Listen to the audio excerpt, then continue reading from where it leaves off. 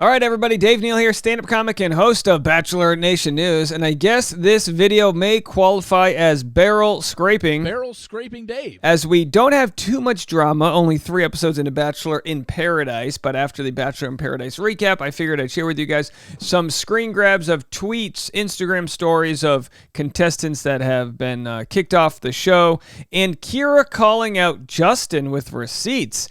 It's pretty stupid, mindless content, but that's what we're known for over here at the Empire. At DNeals on Instagram, patreon.com/Dave Neal if you want to hang out with me on the behind-the-scenes podcast. Now, look, I'm going to be sharing this with you on the Patreon. Just a quick clip of some wedding dance rehearsals 6 days before I leave for my wedding. For day 2 of dance lessons, Tasha and Dave style. Are you excited? So I'm going to share all of this on the Patreon, patreon.com/Dave Neal. But here's me with the dance moves. Now, okay, there's more there, folks. There's more there. We'll get into that on the Patreon. All right, Ivan said there are real ones and fake ones at Paradise. Keep your eyes open, and we'll have to decide who's real, who's fake. Cassidy says, not a joke. If Victoria Fuller wanted my man, I'd simply give him to her. I know a lost cause when I see one. I guess she's calling Johnny a lost cause. I'm not really sure. I don't think she's making fun of Victoria. I think she's making fun of someone who would leave her for Victoria. Either way, Michael A. responds to Genevieve. Genevieve said this after last night's episode. Honestly, the amount of times I wanted to leave that place, Bachelor in Paradise, is scary. Imagine 3 hours of sleep and 90% humidity. It's not easy, people. Of course, she doesn't have a kid. Michael, having a kid, goes, oh, no. This is actually a lot easier than getting your kid off to, soccer practice and making lunch and cutting the, peanut butter and jelly in the diagonal way, and then trying not to eat all the extra food your kid doesn't eat, and then you become chubby because parents become chubby because there's just macaroni everywhere. I know this because as an uncle, I go whenever I'm going home to my sisters and the 4 kids, I'm always like, all right, who's got the good snacks for Uncle Dave? Who's got the gushers? Hand the old taxman Dave, hand over some gushers. So Michael responds, yep, I remember Bachelor in Paradise. Waking up next to the ocean, having all your meals prepared for you, spending your day talking to friends and working through our problems in hopes of walking away healthier. It gets harder, trust me. We weren't tortured. We were lucky. Now, of course, he's just being optimistic, but of course, everyone, this is the beauty of the beach. Some people see it through rose-tinted glasses, and others, it exposes maybe a darker side to them.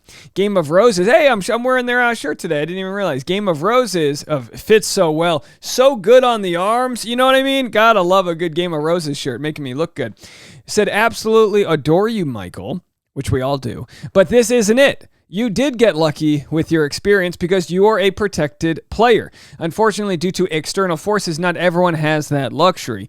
In protected player, by meaning he's had the edit that he's, obviously he's got a very touching story, but with that story comes an edit where he's the one people are rooting on versus the contestants that are treated like cattle, disposable at the expense of the edit, this, that, and the other. Speaking of some, we'll get into that now.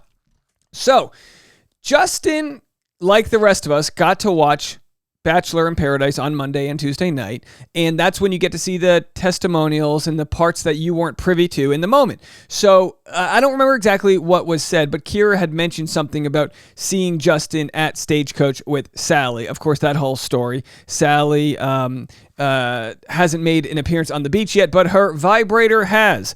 So how's that for some buzz feed? Me... some gushers. Okay, so Justin says LMFAO. Kira was at Stagecoach. This whole story is news to me. Laughy emoji. Anything for some screen time, though, I guess.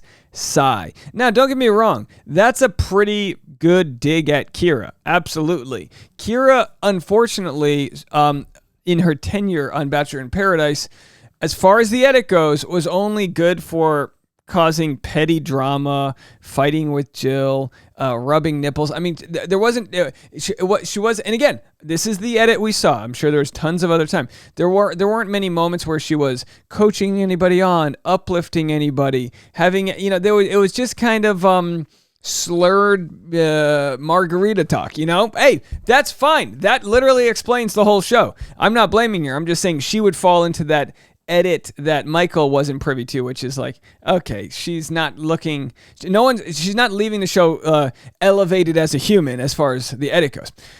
So Kira responds, "You okay, bro? We had several short conversations while there. Get some glasses and a better attitude." Okay, so that's a doctor's prescription. Justin says, "I'm sorry. I truly don't think we spoke all weekend. Just odd to speak on and embellish someone's whereabouts and actions so authoritatively that you don't know." He's saying she don't know. She don't know. Does he have like this swag? Girl, she don't know. Justin said he's sorry, and she said, "We definitely spoke, and I was in the 5-person girl group." It sounds like a band. I was in Spice Girls with Sally. I was Spicy. I was Scary Spice. Sally was Vibey Spice.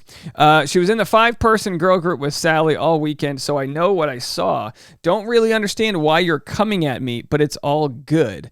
Now, okay, the Ref Dave, let me see if I can find my ref's hat here. I think, is it within arm's reach? I think I got it right there. Just pull it through. Oh my gosh, I'm pulling it through all my gear here. It's gonna be a very, very tough call because I am probably gonna side initially with Justin here, where he's like, look, what does she know about my love life with Sally? Now, don't get me wrong, Kira. She goes, "Hey, I was there." So then she shares her receipts.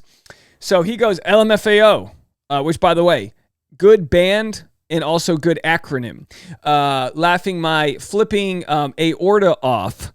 Kira, it's a doctor reference here. All right, good heart joke. All right, heart to the like button an odd number of times. Said Kira was at Stagecoach, and so she responds with, "Yeah. Do you think I just normally wear, leather crop tops with cowboy hats?" So there we have what appears to be, and apologies if I get this wrong, Kira, Cassidy, Haley. I can't tell who that is. It's backlit. I don't know if she's with Bachelor. And then what may be Sally and or Sally's extensions. I can't tell if that's Sally. Not too important for the photo. But Justin says, "I'm sorry. I truly don't think we spoke all weekend." And she said, "We definitely spoke. I already covered that." And then Kira further, but here's where it's like, what is she doing? Going through her iCloud photos to get the evidence. Said, "Stagecoach was fun, wasn't it, Justin?" And then there they are. She's on the left and Justin's right there. And look, in defense of Justin, just because they were in the same group of 40 people, by the way, look at Blake just living the dream. Blake's, did you not learn your lesson, Blake? Stay away from Stagecoach.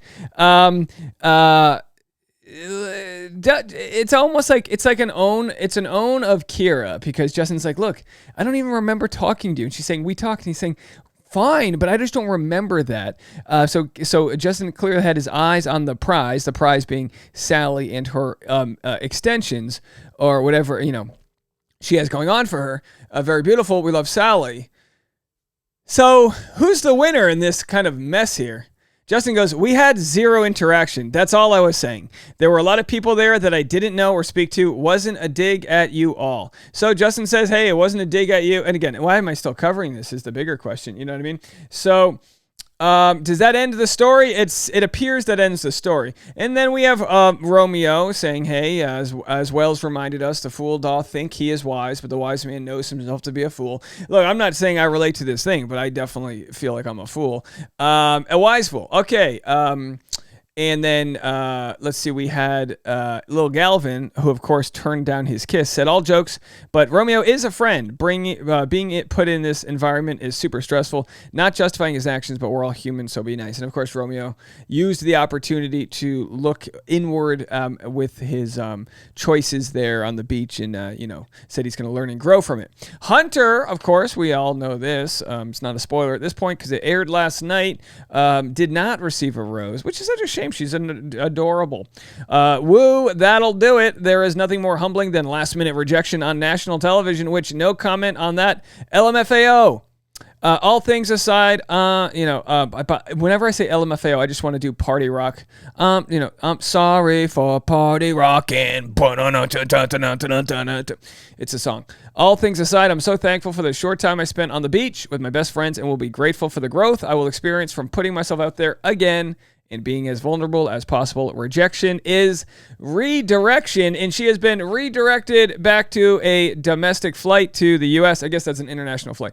Either way, And every time. And then here we have the boys. Nothing makes dancing more fun than a slow-mo video of just kind of going for it, doing your thing. So there they are. The boys are there in town. This was from their group date, looking good, having fun. That's a perfect group date. You get to hang with your buddy, and meanwhile, the girls, Genevieve and Shanae, get some alone time to repair their wounds. Katie Thurston posted an emotional Instagram update today. 10 years ago, I lost my dad, and yet I remember every detail of my day when I got that dreaded call. You'd think a decade later I'd be healed, but you never heal from the death of someone you love. There isn't closure. There isn't moving on. There is just sadness that you adjust to. You become stronger with managing the pain. But it really is one of the times that time will not heal. It really is the one time that time will not heal all. Today, I encourage you to text your loved ones. Better yet, give them a call. You'll miss their voice when they're gone. I called my dad's voicemail every day until his phone was finally disconnected. Time is precious, a gift. Don't waste a moment when it comes to the ones you love. What a nice sentiment for all of us out there to remember to call our loved ones today. So after this video, give your loved ones a call. And let's see if we have any other content. I think that might be it. The rest, okay, fine. I'll give this to you, but I'm going to post the rest of this on Patreon right after this.